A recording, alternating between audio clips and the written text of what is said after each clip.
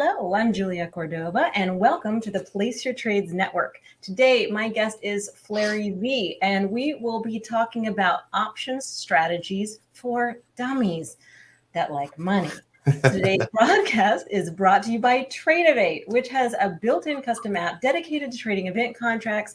It's what we're all using at Place Your Trades. Use the link in the chat to start using the Intraday web app for free, where you can follow along and make your own picks. And make sure you like and subscribe to our channel so that you never miss a notification or a podcast. So first of all, I have to tell you something. One of the things I learned early on in trading is that it does not matter how smart you are. That has nothing to do with whether or not you'll make money or not. And in fact, sometimes if you're super smart, something like that can work against you. So I started trading very simply. And one of the things that I love about Fleri when I was watching his trades is that he has some extremely simple but effective strategies for options. And I'm hoping that he can explain those to us today. So hi, Fleri. Hey, good morning. Good morning. I brought the Yule log for you this morning here in the Christmas spirit. Yeah, you've got a very fancy setup compared to my gig over here. Yours looks very professional. Oh, you were the inspiration. I was stepping it up. I need the neon lights, but maybe soon. Yeah, it's very red light district, does FinTwit. But anyway, so so talk to me about your background and just a little bit, just so that we have some, backdrop into what we'll be discussing. Talk to me about your background, but also then why you do options, what you hope to get out of options, that sort of thing.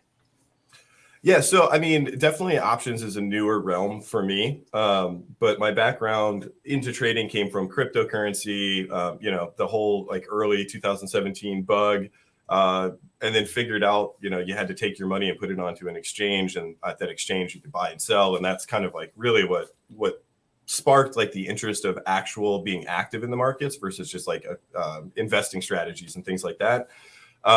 That took me into futures, which has been kind of my home for the last little bit, and still definitely is. Day trading in futures, specifically NASDAQ, is my bread and butter. But one of the things that was one of my goals going into next year and really this year was to take some of the strategies or setups that I have and start expressing that edge in the options market. And one of the main reasons to do that is just the capital efficiency of that and being able to broaden sort of the scope of where these setups are actually occurring. So instead of just taking the setup, say in NQ or ES, being able to, one, be more capital efficient, and two, take these same setups across like a bunch of different stock products, all of the different indexes, and, again, be capital efficient and not have as much risk. And so through that journey, what I wanted to do was try to find some strategies that just had a simple barrier of entry, but still allowed me to sort of express the edges that I believe that I have in the market through this, leverage that options does offer. So that's kind of the journey that brought me to that realm. And, okay. We can share some of those strategies today as well. That would be awesome, because I think of these event contracts. I mean, they're zero DTE, right? They're zero DTE contracts, but with a yes or no spin to them, right? Which theoretically would mean that you'd win 50%. I know that I know that doesn't in theory, right? You would think, right? I know that doesn't work, right, all the time. But so talk to me then about, what is your favorite simple option strategy that somebody like me, I'm also a futures trader like yourself. I'm learning options right now. I've been trying a bunch of different strategies. I've been monitoring which ones have been effective, and then I will change, and so I've been doing a bunch of different things. So I would like to know what your favorite starting strategy is. Yeah. And, before the starting strategy, I think I did probably what most do is, you just buy a call or you buy a put, or, worse, probably you buy like the lottos, right? You're zero DTEs, you're out of the monies, and, you're enticed by the fact that they're cheap, right? And I think that's sort of what drove me to the strategy that I'll talk to or to speak to here in a second is, I mean, there's a give and a take for everything in the options market because it's sort of a zero sum. Like if you're buying in the money calls or puts, there's less extrinsic value in those because they're in the money already. So you have a higher percentage of profitability or chance of profitability because you're already in the money, but you pay for that. So those are expensive. And when you're testing out strategies, buying one call or one put that puts you back, $400 to $700 isn't necessarily the best thing to be testing things. But in the same regard, like going, 10 strikes out of the money and you're like, oh, this is only 10 cents. So this is going to cost me $10 to see if I'm right. Well, now you have to be right on time, on direction, and on like how far it went.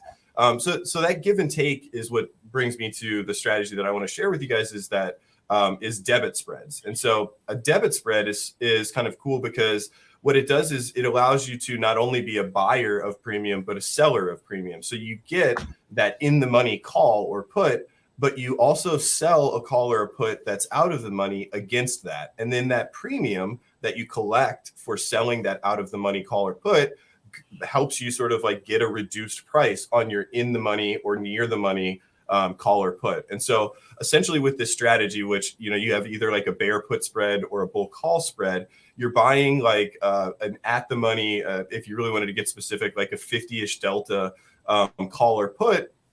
And you want to be either at the money or near the money. And then you want to go like, let's just say in Qs, I like to buy like, if I were buying like a 289 call, I would also want to sell maybe like 4 strikes out of the money. And so now I have a 4 strike wide. That's my max profit, right? Because I'm 4 strikes wide. The most I can make is $4, but I might have paid, $5 or $6 for my in the money call, but I also collected $1 for my out of the money version. And so again, like this strategy by buying one in the money and selling one out of the money of the same sort of direction, it does a few things. One, it lets you be more capital efficient because you've obviously gotten the credit, but 2, it allows you to have a limited downside risk, right? So you can't lose any more than what you put in because you're not just a naked seller of premium, which is a scary thing, right? It's probably the best strategy, which is why most market makers do this and why there is Euro DTE and, out of the money YOLOs and stuff like that. But it allows you to limit your downside. The give and take of this strategy, though, is it also limits your upside. So, if you're selling a call that's out of the money and you bought a call that's in the money, by the time your call that is, at the money gets to this call you sold, well, now this call you sold, starts making money. But the cool thing is they now move in tandem. So you can't, your profit is maxed out, but you're also not sitting with this like unlimited risk by selling premium on the other side. Got you. Now you don't have to keep them both for the same amount of time though, right? You could theoretically. In theory, you could leg out. I mean, it's not something that I do because again, to go back to like why this is beneficial is, if we're doing a trend following strategy or a momentum strategy or something like that, the cool thing is like, if I only paid $1 for a $4 wide strike or spread, I already have in baked like 3 to 1. So I can just kind of let the trade run. Legging in and out, it's just kind of like it either goes to max profit or it doesn't, or, goes to 75%, 100% profit or it doesn't. But yes, in theory, you could sort of like cover half or something like that. I would never cover and just leave the naked put or naked call just, because of the risk. But yeah, in theory, you could leg in or leg out, but. Okay, no, I had to ask because I'm a degenerate. That's how I work. Now, good. Part of what I do is when I chart things, I can have a target price, but I never know when on the trend line it's going to hit. I'm always very impressed with people who give specific targets, because especially if they don't say what time frame they're on, right? Like I could have one target to hit on a day that may or may not hit, but I mean, time frame matters, right? So I guess the next question, and I mean, I think this was probably a very stupid question, but how do you know, is there anything when you're looking at the options chain, how do you have any sense for which ones might be more successful just looking at the chain? Or is it something where you have to be like me and look at or somebody who at least has a target price and knows where to go. Do you get any intelligence from looking at the prices for the options? Maybe somebody who wrote the advanced book for options trading for dummies does, but that's why I do this, because you can kind of be agnostic to it, where you have your target, like you said, and you know where roughly you want to get in, and the rest, and that's why these debit spreads are nice, is because you don't have to worry about sort of the rest. And you might have like a call skew or a put skew where the market makers are leaning like it's more expensive to buy calls than it is to buy puts, and like you can tell that the market makers are trying to get a better price for calls because there's a bullish sentiment or something like that. So there is some things that you could do. I think as far as like pricing goes, it's really just a matter of how aggressive you want to be, because again, everything's a give and take. If you're buying 0 DTE debit spreads, you're going to get them for cheaper because you have more probability that you need to be right today. Whereas like what I like to do, especially on these like trend following strategies, like we talked about a gold trade in our chat. I thought gold had a good opportunity to bounce like that 1779 area and then come up to like 1808 roughly, which we're maybe going to get there today. I went out like 40 days on this trade, and I took it in GOLD. I went out 40 days on this trade because now all I need to do is get the direction right and the prices right. So I don't need to be right today. I don't need to be right. Like I could be even wrong for a little bit. As long as I'm generally right, this trade will go into profit. So again, that's like where that give and take is of like, if you have a vague idea that, hey, we're going to bounce this trend line and I think my target should be around 1800, you can kind of find a trade that gives you the benefit of time, that gives you the benefit of direction, and gives you the benefit of like your work to tell you where you think you're going to go. And you don't have to be right today. You don't have to pick the price exactly right. And again, I think that's why this strategy is very helpful to someone who's got good edge, but wants to sort of like express it in different ways. Okay, that's really interesting. So what I'm taking away from that is it's okay to be dumb. It's okay to be greedy sometimes, but probably not both at the same time are a good idea, right? So what? So basically, just give yourself enough time. If you feel like something is, the right thing to do. I know a lot of people felt that oil was very bullish a couple of months ago, but luckily, I think some of them bought the leaps like way out there. So it could potentially work out for them, even if in the short term it's gone way down. So something like that is basically what I'm hearing you say, is give yourself enough time to be right. Yeah. And if you have, so like one of the strategies that I track is an intraday momentum strategy. Like I don't want to be right tomorrow in that strategy. So then, I'll go to today's strike, so 0 DTE, and maybe, there is some assignment risk with 0 DTE when you are selling premium, especially if those are in the money. It's not that big of a deal, especially if you're intraday and you get the direction you want. Likely you're covering this position before there's any assignment risk. But even if you're 0 to like 3 days to expiration, the nice piece about having like an intraday strategy is that you're going to pay less because it's today. So you're also sort of like, you have that give and take, right? The further out you go, it might cost you a little more because you're buying sort of that time to be right.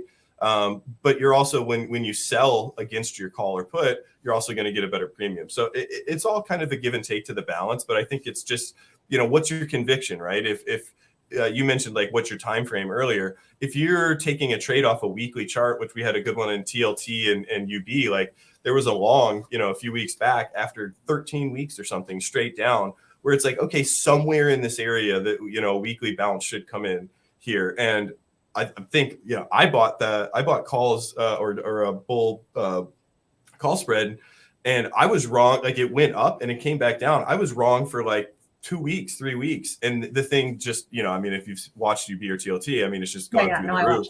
I watched. So, it's like, I think I originally got in for $1 like 25. Those traded as low as 40 cents. But again, like I had 45 days. So, it's give and take with like how far out you want to go, what time frame you're on. But again, the strategy itself just really lends itself to you being able to have an idea and express it in the market without the stress of entry position, time, and really just like preciseness of one, entry, and two, exit. You just kind of need to have a general idea, and that's sort of the benefit to this. If you want to call it that, like options for dummies, that's why it's that. So you actually brought up talk about being a dummy. You brought up a really interesting point, and something that I do appreciate about these event contracts is I did not realize about the assignment. I thought, when I was first learning how to, do options, I was just regular trading, these SPY, I don't even remember calls, puts. I don't even remember. Well, there must have been calls, but like somehow at the end of the day, the next day I ended up with like a huge amount of stock. And I was like, what's this in my account? I don't want any of this. Right. And I sold it. Right. I was like, I don't know what this is. I want it out of my account. But I did not realize about the assignment. I had no idea. And all of a sudden I had a huge position. The event contracts, on the other hand, they go away. They're all gone. Right, that's you know what I mean? I like that because I just didn't even understand. I thought, I let them go to expiry now. I used to just take profit. If I see profit, that kind of thing. If I double my money, I take it. And sometimes I scale out, but then I just leave the rest of them because, whatever. And I don't have to worry about this weird stock or whatever appearing in my account. That scared me. So what else? What other strategies do you have for us? Are there other basic strategies that would work? I saw you.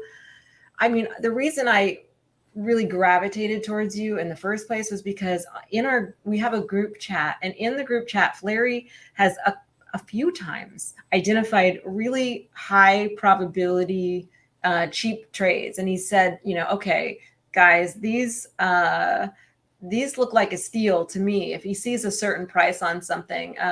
So is that just you? Is that you watching the price action and trend lines and or order flow or whatever you watch and knowing when the price action is near to a node and then taking the trade there? Or how do you know something is cheap? How do you know it's something that might be worth, putting a little bit into to see if you're successful?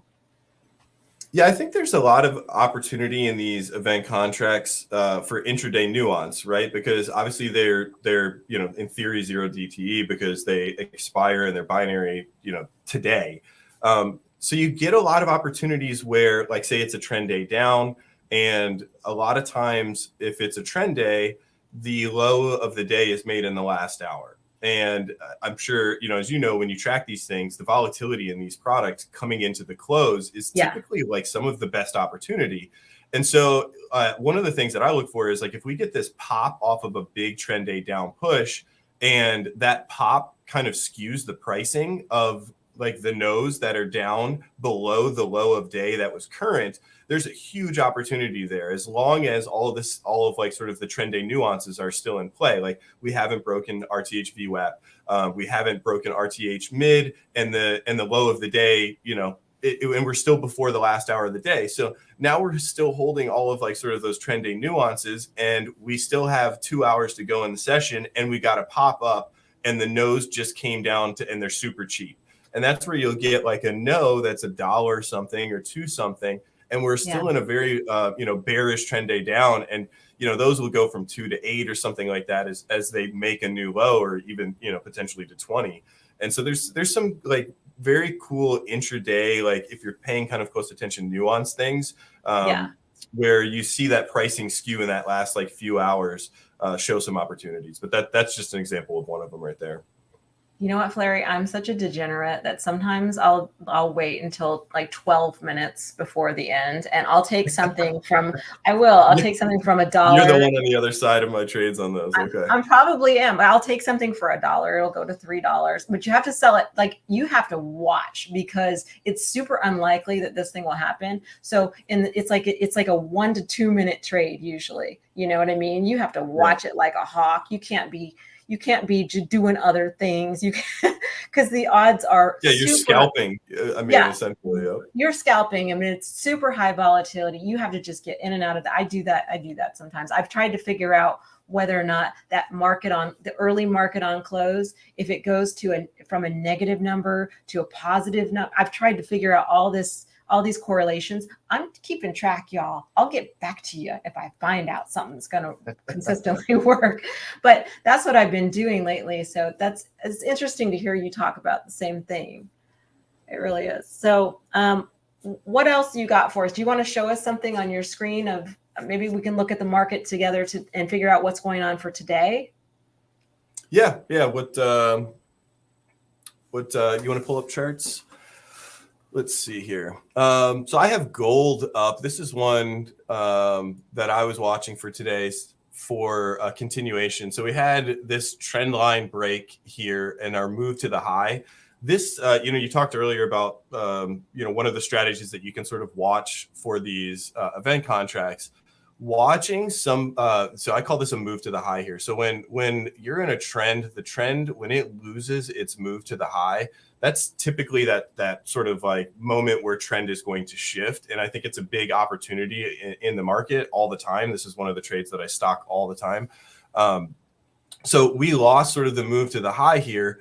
And when we come back down and we bounce this support here from this area, now when you lose that move to the high, the market tends to want to come back up and test resistance before making a move lower. And so typically they will test resistance in this area. And this is kind of one of those trades we talked about earlier of I want to see gold sort of go from this 1779 area up into this 1808, 1810 area before seeing a nice big sell. And I think there's a lot of downside opportunity in gold here, but we haven't hit that target yet. So, gold, I like yeses up until that 1808, 1810 type area.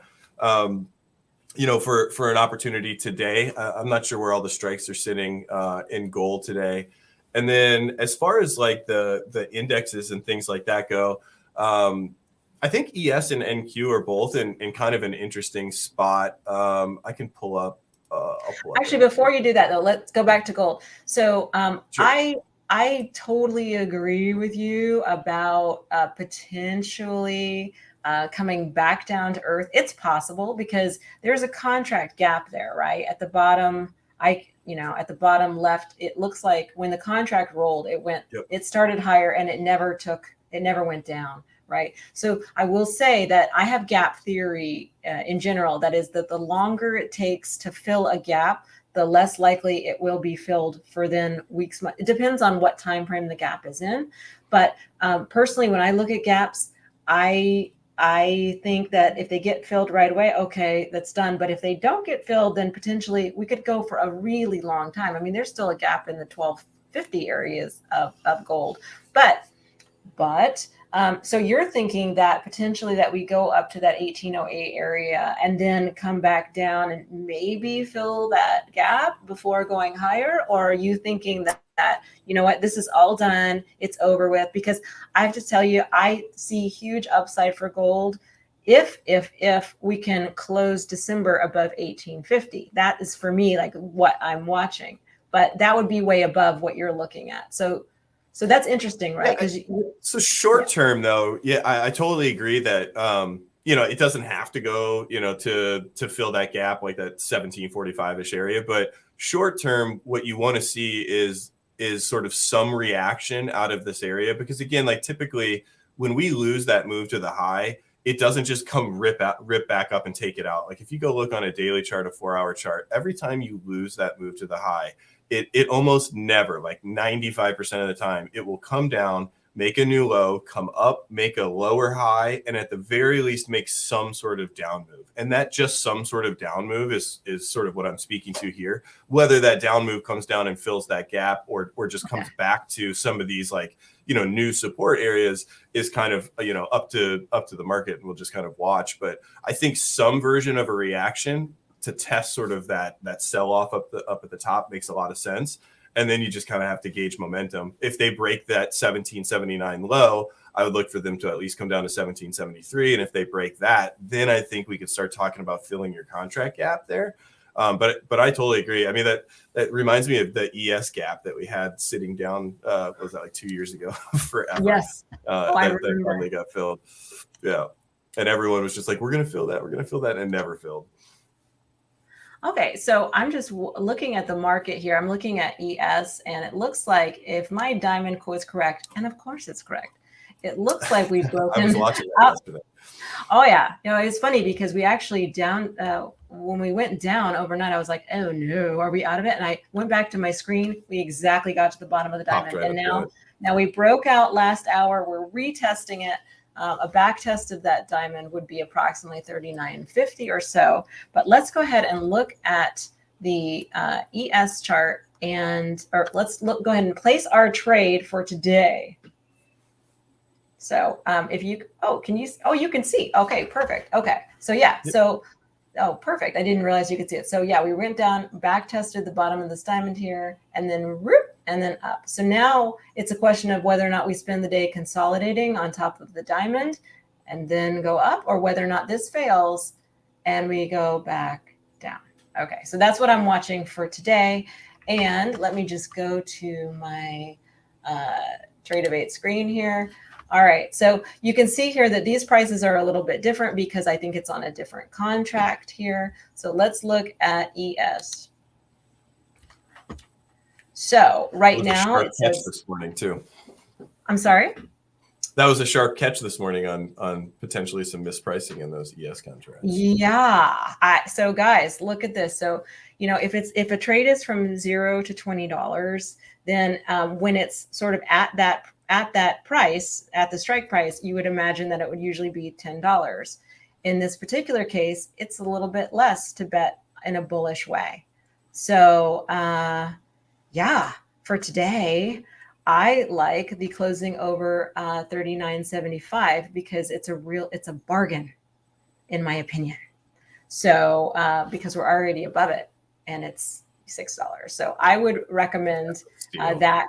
I was telling Fleri before the broadcast that I may or may not have maxed out my account already. I'm like, I'm going to possibly have a hard time making a trade because I was like, hello on these. So anyway, well, that's it, everybody. Yeah, so 39.50, which is down here, would be yes is 12.25. It would close at 20 if we actually end up holding here. I like my odds for bullish for today. Well, with that said, thank you for joining us, everybody. Please follow me, Cordova Trades. Place your trades, of course, on Twitter, and Fleri V as well. And we will see you on the interwebs. Good luck trading today, guys. Okay, I hope this was helpful. Bye-bye. Take care, everybody. Bye. Thank you.